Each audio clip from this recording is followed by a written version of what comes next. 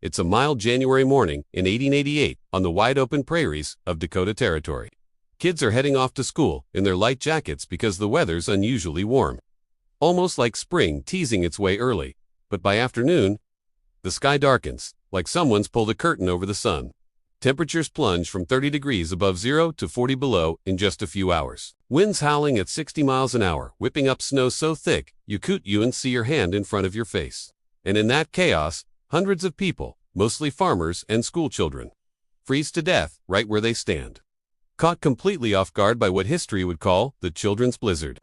A storm so brutal it claimed over 200 lives in a single day across the Great Plains, leaving families shattered and communities in ruins. But amid all that tragedy, there's this one guy, a stubborn homesteader named Johann Groven, who not only survives, but does it in a way that turns his neighbors' mockery into awe. Because months earlier, they all laughed at him when he started building what looked like a massive shed encircling his entire little sod house, stacking cords upon cords of firewood right up against the walls, creating this bizarre wooden fortress that made his place look like some kind of oversized beaver dam, and folks would pass by on their wagons, chuckling and shaking their heads, calling him Crazy Johann behind his back, wondering why on earth a man would waste so much time and effort hauling logs from miles away, when everyone else was just piling a modest stack by the door. But Johann, a Norwegian immigrant who'd seen harsh winters back home, had this nagging feeling in his gut that the mild weather was too good to last. And he remembered stories from his grandfather about blizzards that buried whole villagers, so he kept at it, day after day, ignoring the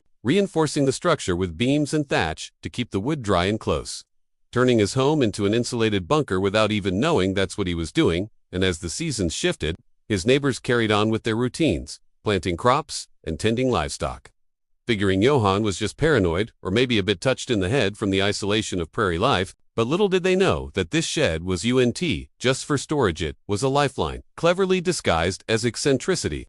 And as that fateful day approached, with the air still deceptively calm, Johann glanced at his creation one last time, stacking a few more logs for good measure, while whispers around town grew louder about how he'd regret all that work when spring came and the wood rotted unused. But oh man, if only they could have foreseen the horror barreling down from the north.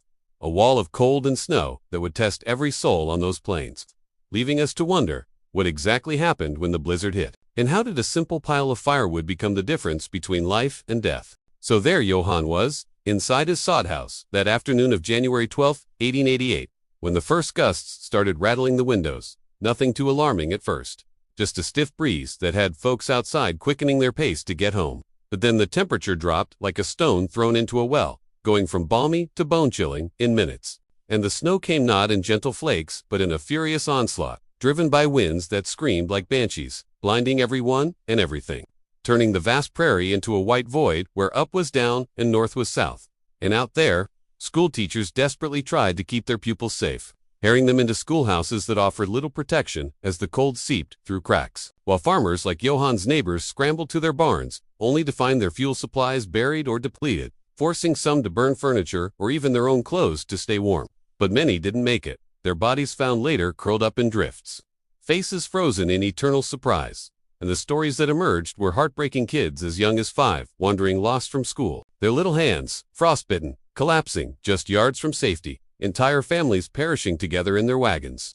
The blizzard as sudden ferocity, catching the region off guard after a warm spell that had lulled everyone into complacency.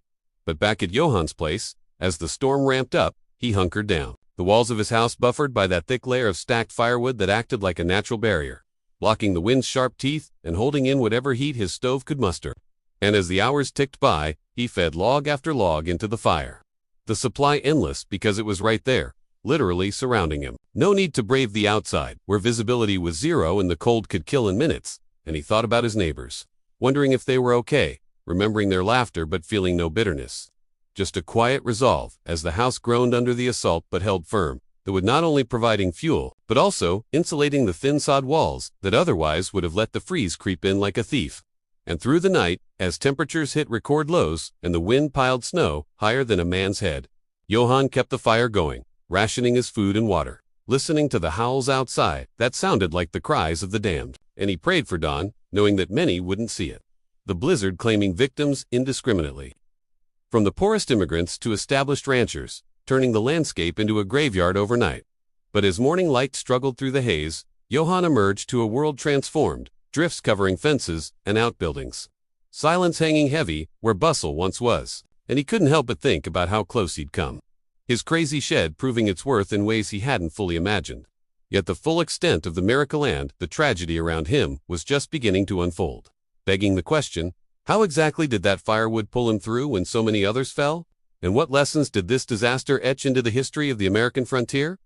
As the blizzard finally eased its grip on January 13, 1888, Johann stepped out into a sparkling but deadly quiet world, the sun glinting off snow that buried everything in sight, and he started digging his way toward the neighbors' farms.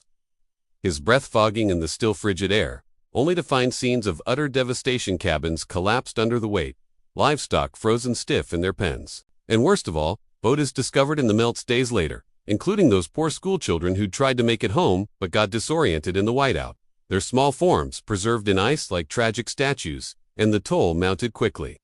With newspapers across the country reporting the horror, estimating 235 dead, though some say it was closer to 500 when counting the remote areas. The event earning its name, the Chilton's Blizzard, because so many victims were kids caught after school let out early, a decision that haunts the survivors to this day. But for Johann, his survival was nothing short of miraculous.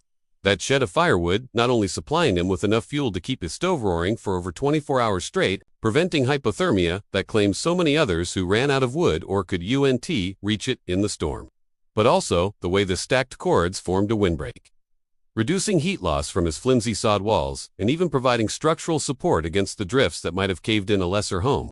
And when word spread that crazy Johann was alive and well, his neighbors who survived came calling, some sheepish about their earlier ridicule, others grateful as he shared his remaining wood to help them thaw out and rebuild, turning what was once a joke into a legend whispered around potbelly stoves in the years that followed, inspiring other settlers to prepare more thoroughly for the unpredictable prairie weather. And this wasn't just luck. Johann's foresight came from his old-world experiences, where harsh winters taught the value of over-preparation, a mindset that clashed with the optimistic American frontier spirit but ultimately proved wiser.